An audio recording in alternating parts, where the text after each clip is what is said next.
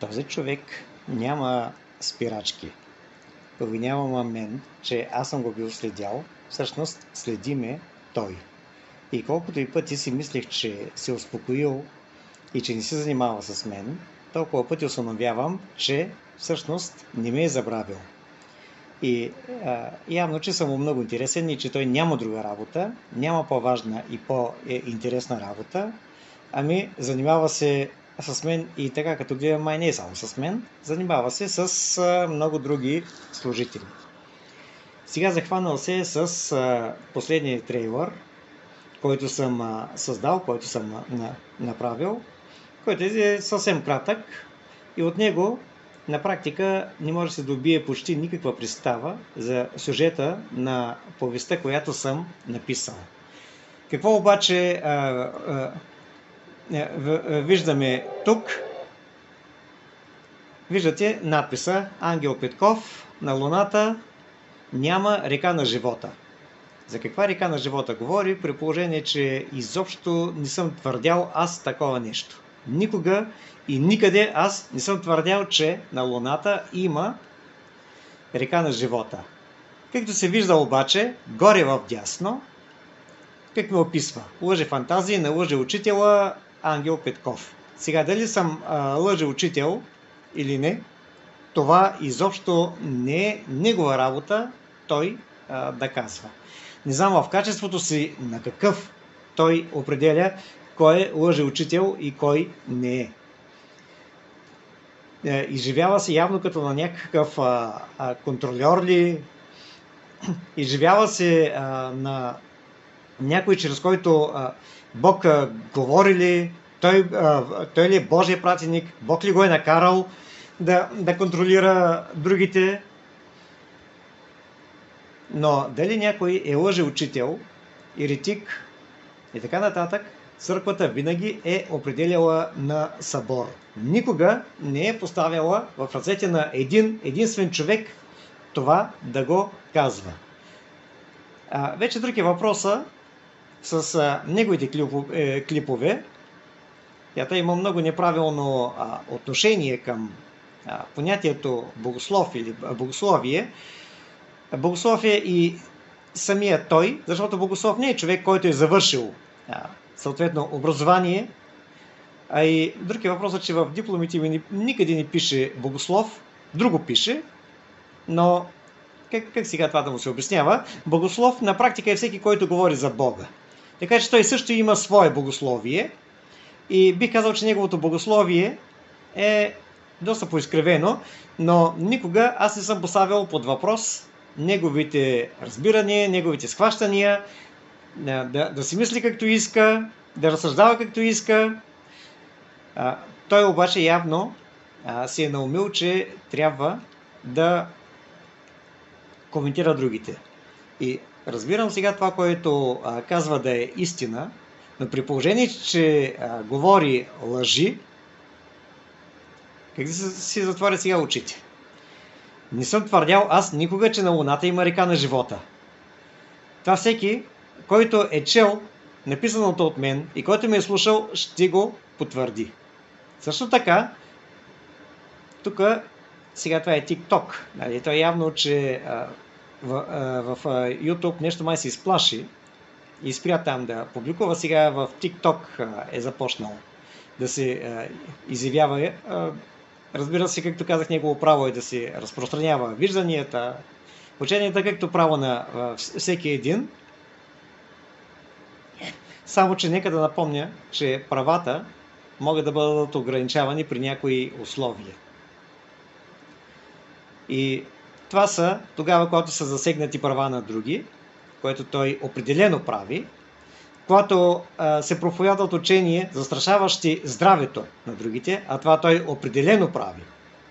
Да, определено с неговите учения той създава заплаха, защото проповядва срещу лекарите и срещу лечението, срещу изобщо здравословният начин на живот.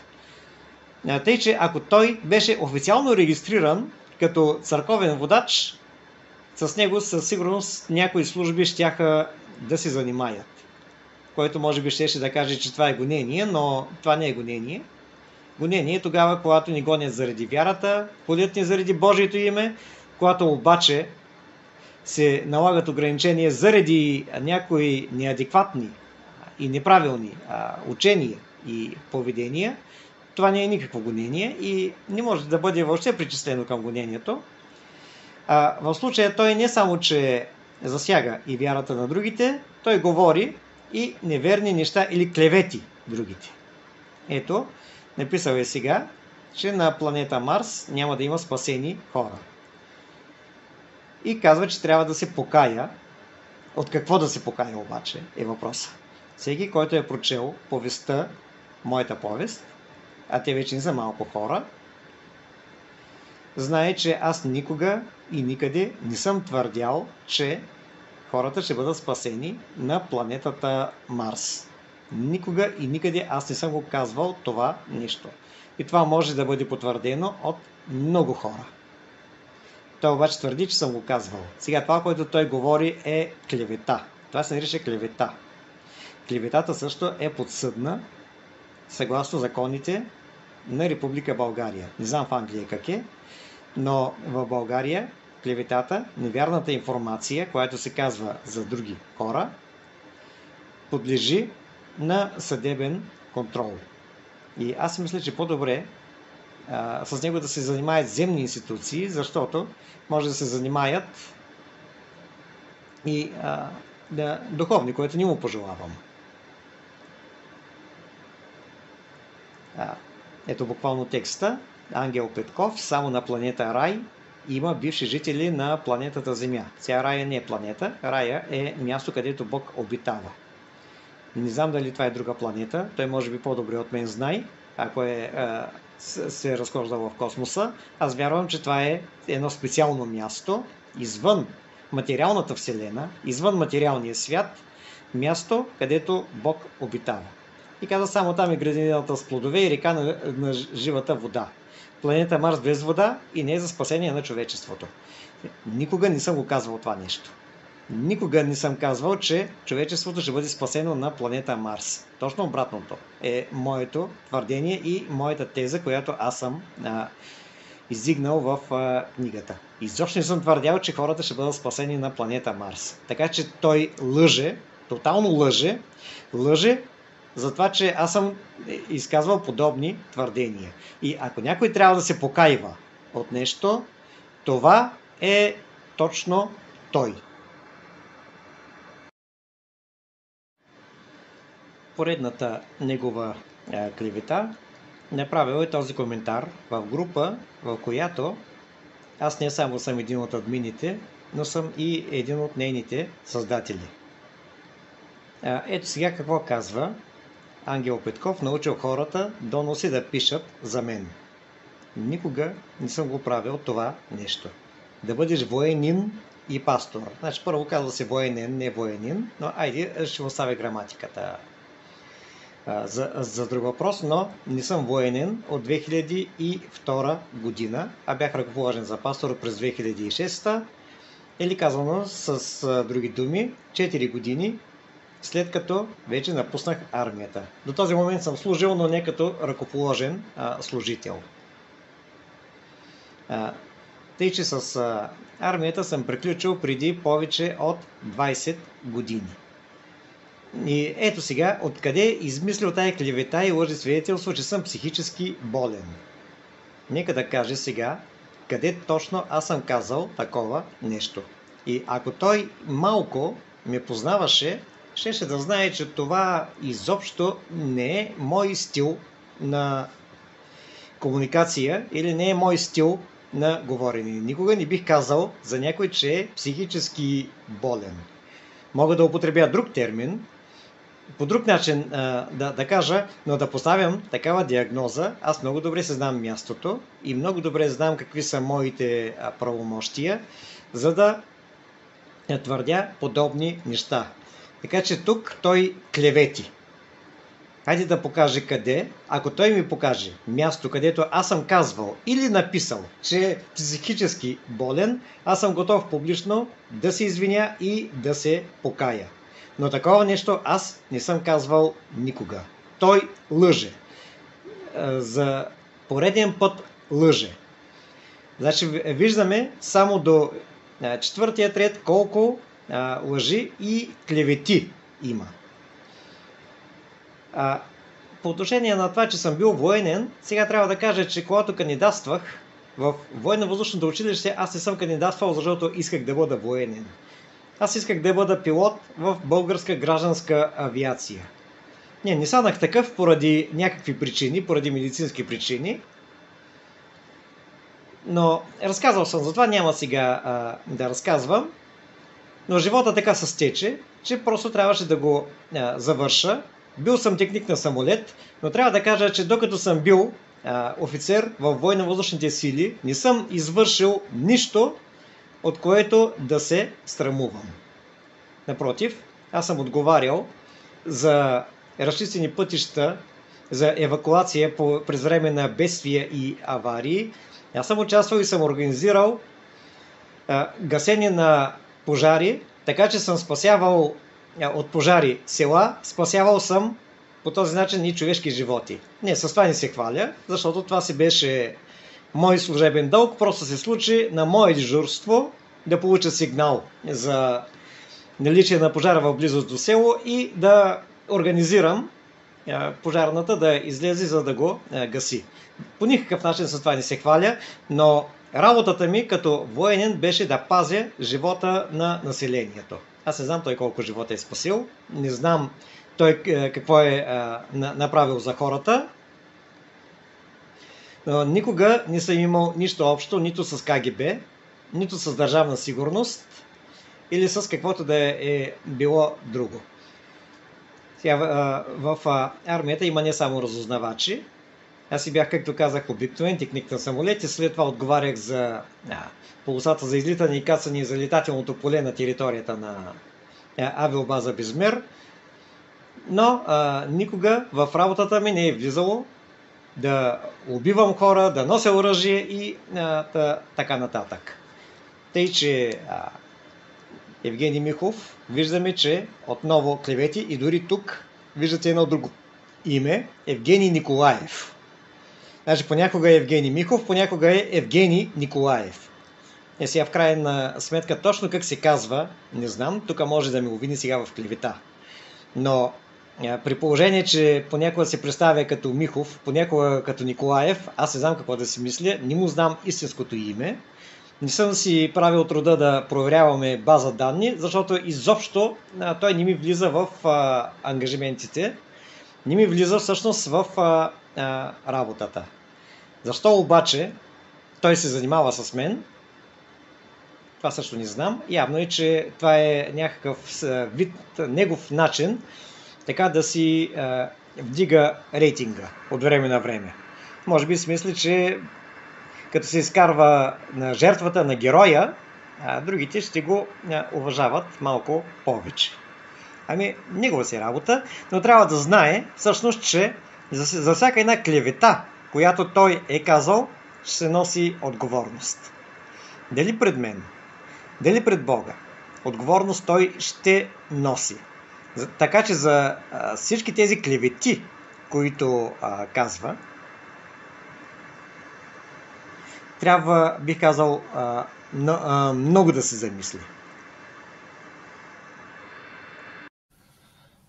Клевета, която срещу Евгений Михов, т.е. срещу мен, че съм бил босарабски българин, че съм то православен, то неправославен и че мен никой не ме слуша. Мен все едно кой ме слуша, кой не ме слуша. Аз съм наставен на учение, баптистско учение и от 50 дни, т.е. хора, които кръщавани със Святия Дух. А клевещите срещу мене, защо? По какви причини? Слушал някакви клевети срещу мене. И това е това. Той е спорко. Той е много спор. То не, че не умее да общува правилно, умее, но и много изпори. Това не е назидателно. Свят Дух не ползува този човек да ви открива истина. Той е водим от своите страсти на припирни. Той има навици да се припира с хора. Това, че съм болен с симптоми на диабет, да, това е вярно. Но аз твърдо съм си казал, че няма да употребявам лекарства. Защото съм слушал свидетелства, които не ги познавам лично хора, но хора идвали тук в Лондон, в църква, и свидетелствуваха как носиха болест диабет и полагаха в сърцето и казаха на Бога, че не искат да употребяват лекарства. Сега, кой е този Стоян Димитров? Идея нямам. Защо той го е нарекал психически болен, също нямам идея и аз нямам тук абсолютно никакво отношение. Това си е лично мнение на този човек. Нямам абсолютно никаква намеса тук. Но вижте какво казва той. Значи той казва, че този човек не се е молил с него, никога не е бил с него. Всъщност той обвинява другите в нещо, което прави точно той. Така че, Михов, ти колко пъти си се молил с мен? Михов, колко пъти аз съм те призовавал от теб, нали, наричам те Михов, защото така ти познавам сега. Михов ли си, Николаев ли си, не знам. Ти ще кажеш точно какъв си. Какъвто кажеш ти, такъв ще бъдеш. Значи, с другите тези, които ти считаш за клевети, че съм те наричал бил бесарабски българин или молдовец, не съм те наричал така. Предполагах, че си такъв, докато не знаех точно какъв си. Сега при положение, че знам, не си наричам такъв, но това е съвсем друг въпрос. Така че, когато фамилия ми кажеш, ние ще използвам. За сега използвам Михов, защото отгоре тук пише Евгений Михов. Тъй, че Михов, кажи ми, аз колко пъти те призовах на личен разговор? Има някои хора, с които ти си се опитал да влезеш в личен разговор, като с Страхил Иванов, нека да ти го напомня това нещо. Страхил Иванов обаче те е отрязал много жестоко. Аз не съм Страхил и аз бих ти позволил да поговорим. Казвам ти, дай да се видим, да поговорим, да се чуем.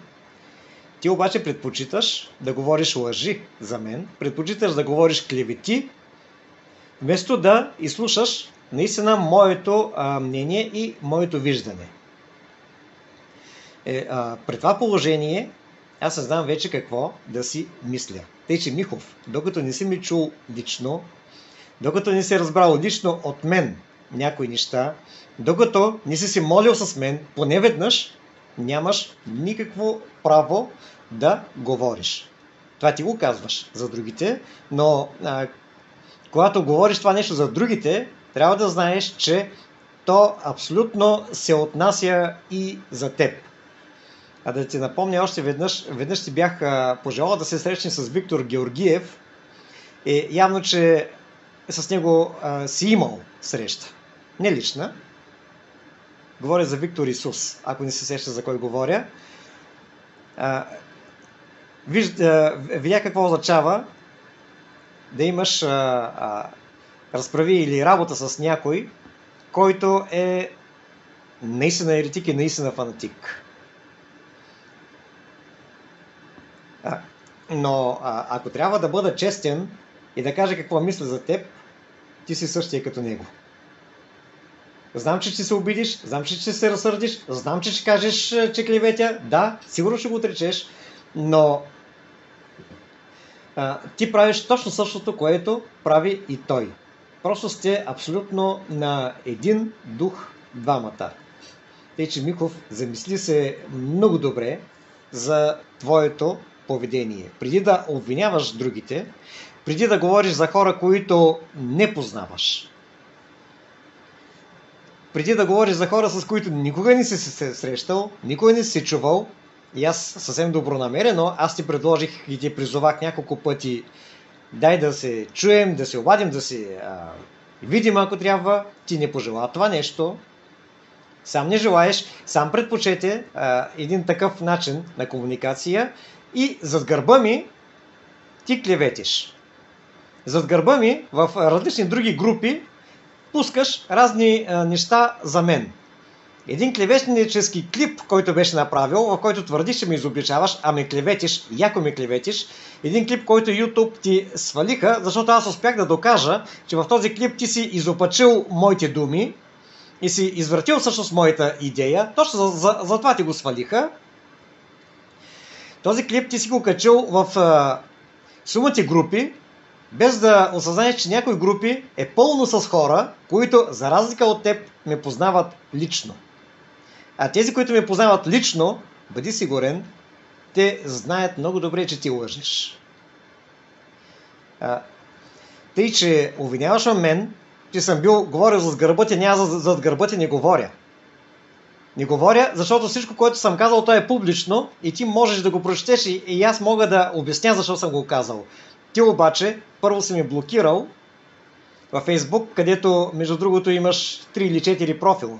Ти бях видял, че имаш. Блокирал си ме там. Айде, това си твое право. Не го оспорвам, но аз не мога да видя ти какво публикуваш във Facebook, а в същото време публикуваш неща за мен. И не разбираш ли, че има хора, които ще ми кажат? Много хора са ми казали за това нещо. Тъй, че виждам групите, в които ти си публикувал разни неща за мен и ако трябва сега ще ги и покажа. Както виждаш и както могат да видят всички, виждаш, че този клип, който е свален, в колко групи той съществува. А друг е въпросът, че си получил информация от един човек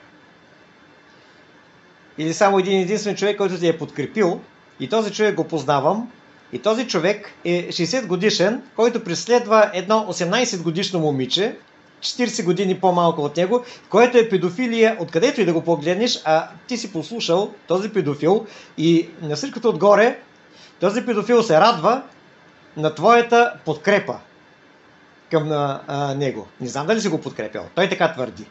Да не му изкараш, че клеветя. Но във всеки случай, получил си информация от него. Той ти е писал. Той е говорил с теб, ти си говорил с него. Значи предпочиташ да говориш с педофили, предпочиташ да говориш с хора, които наистина живеят в грях, но избягваш личния диалог, личния контакт с мен. Миков, от какво ти е страх? И да ти кажа и още нещо. Непрекъснато ме наричаш доктора. Сега, аз съм доктор за студентите, на които преподавам, или студентите от Богословския факултет. Но трябва да ти кажа, че дори и те не ме наричат доктор. В църквата хората се обръщат към мен с уважителното име брат Ангел, а тези, които са ми по-близки приятели, те ме наричат просто Ачо. Така че спри да ме наричаш доктора. Не съм ти доктор, на теб не съм ти доктор, за теб не съм доктор. За теб съм, айде да не минаваме на друга крайност. Приемам те, че си човек, посветен, оценям твоята ревност за Бога, че искаш да направиш нещо. За теб аз съм брат Ангел. И мисля, че е хубаво да си имаме и уважението. Тъй, че замисли се много добре за твоето поведение. И сега ще видиш нещо, което е една моя шега към теб.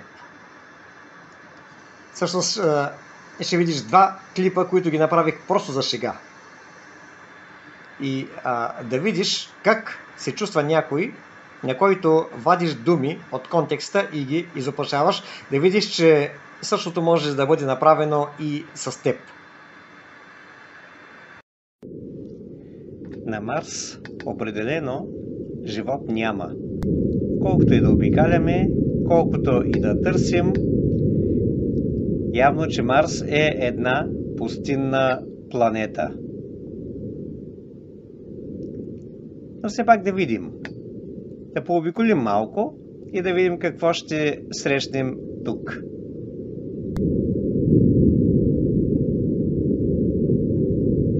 Красиво е, иначе.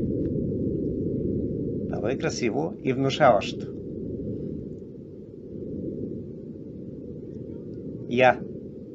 Няма да ми прави там слежки. Чуже, Ангел Петков. А това какво няма е? да ми правиш слежки, бе. Ще ми крадеш ти темите, крадци. Ще ми крадете думите и после ще използвате срещу мене. Ангел Петков, казвам на тебе. Няма да ми правиш слежки, ти кам, бе. Да ми крадеш нещата и после да явяваш все едно си получил от Бога, бе. Този определено е един ядосан марсианец. Откъде ли се появи пък тук?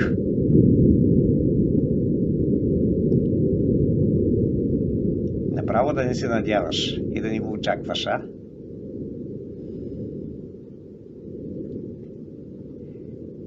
Да го игнорираме тогава и да си продължим нашата разходка.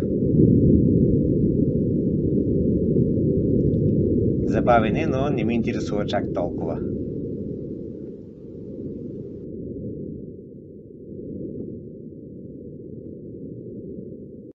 По планини тръгнали да ходят. По планини тръгнали да ходят. По планини тръгнали да ходят. Няма да ми прави там слежки. Чуже,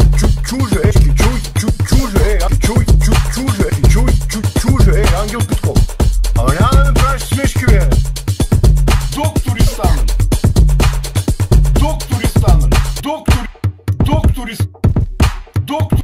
Доктори станали. Професори станали. Хвала на тебе, Евгений.